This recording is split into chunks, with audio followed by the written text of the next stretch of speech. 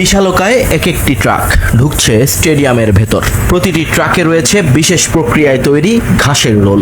New York giants এবং জেটসের ঘরের মাঠ মেটলাইফ স্টেডিয়ামে চলছে পরিচয় বদলের পালা। 2026 বিশ্বকাপের ফাইনাল সহ মোট 8টি ম্যাচের আয়োজক এই মাঠ, তাই কোনো রকম খুঁত রাখতে চায় না FIFA.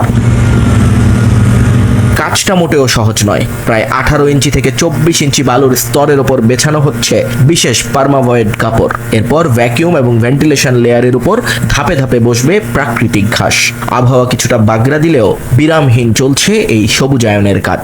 We've got processes in place where we've got পরিকল্পনা অনুযায়ী সব এগোচ্ছে। আবহাওয়ার কারণে কিছুটা দেরি হলেও আমরা এখন সঠিক পথে আছি এবং কাজ বেশ দ্রুত এগোচ্ছে। it's quite an extensive program. ফুটবলের নিয়ন্ত্রক সংস্থা ফিফার কড়া নিয়ম মানতে গিয়ে বদলে ফেলতে হয়েছে স্টেডিয়ামের ভেতরের কাঠামো। ফুটবল মাঠের নির্দিষ্ট মাপ নিশ্চিত করতে সরিয়ে নেওয়া হয়েছে 1740টি সিট। বড় করা হয়েছে মাঠের বোল। কর্নার কিকের জন্য খেলোয়াড়দের পর্যাপ্ত জায়গা দিতেই এই পরিবর্তন। উত্তর ক্যারোলিনা থেকে আসা বিশেষ বারমুডা ঘাসেই হচ্ছে বিশ্বকাপের মঞ্চ।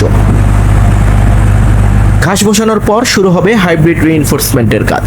3 থেকে 6 দিন চলবে এই প্রক্রিয়া, যাতে ঘাসগুলো মাটির সঙ্গে শক্তভাবে আটকে থাকে। আবহাওয়া একটু উষ্ণ হওয়ার অপেক্ষায় আছেন বিশেষজ্ঞরা, যাতে ঘাসের স্বাভাবিক বৃদ্ধি ত্বরান্বিত হয়। We were very lucky that MetLife আমরা ভাগ্যবান যে NFL মৌসুম শেষ হওয়ার পর মেটলাইফ স্টেডিয়াম কর্তৃপক্ষ আমাদের যথেষ্ট সময় দিয়েছে। তারা আমাদের উপর বিনিয়োগ করেছে যাতে আমরা সিট সরানো, মাঠ বড় করা এবং প্রয়োজনীয় অবকাঠামো তৈরির কাজ নিখুঁতভাবে করতে পারি।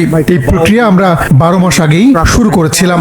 it wasn't just this year, we had started the process. আগামী 13 জুন থেকে এই মাঠেই শুরু হবে বিশ্ব ফুটবলের লড়াই। ব্রাজিল, ফ্রান্স, জার্মানি কিংবা ইংল্যান্ডের মতো পরাশক্তিরা যখন এই সবুজ গালিচায় দৌড়াবে, তখন মাঠের আচরণ যেন একই থাকে তা নিশ্চিত করতে নিয়মিত চলবে পরীক্ষা নিরীক্ষা। বিশ্বকাপের 4টি দেশের 16টি ভেন্যুর মধ্যে অন্যতম এই মেটলাইফ স্টেডিয়াম 19 জুলাইয়ের মহারণকে সামনে রেখে তাই নতুন রং আর ঢঙে সাজছে সবুজে ঘেরা এই ফুটবল দুর্গ।